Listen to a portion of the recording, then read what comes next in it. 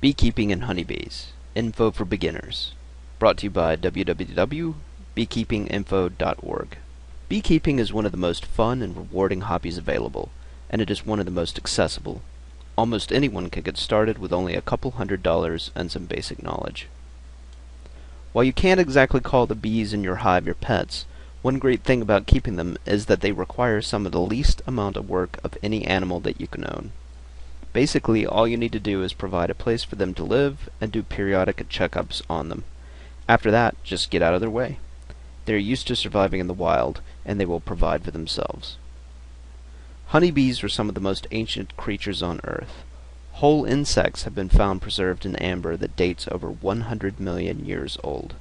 There is evidence that our ancestors hunted for honey more than 50,000 years ago, and there are actual records that the ancient Egyptians, Greeks, and Israelites all practiced beekeeping.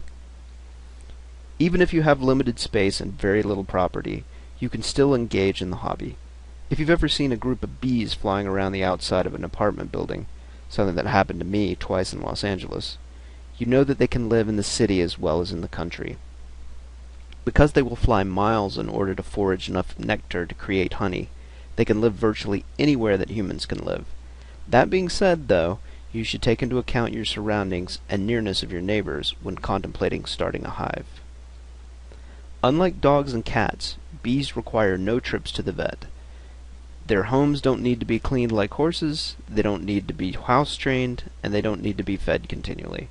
The temperature of their tank doesn't have to be monitored continuously for pH, oxygen level, or salinity, unlike fish. In many ways, they make the ideal animal to care for, as long as you treat them with respect and basically stay out of their way.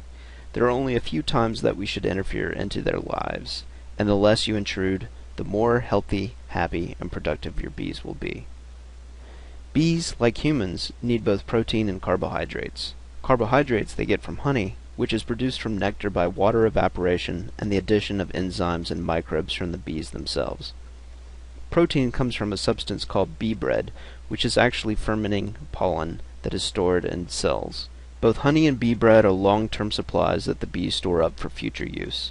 Only honey is of use for consumption by humans, although certain people preach the health benefits of using other substances also created by bees. For more information, please check out beekeepinginfo.org.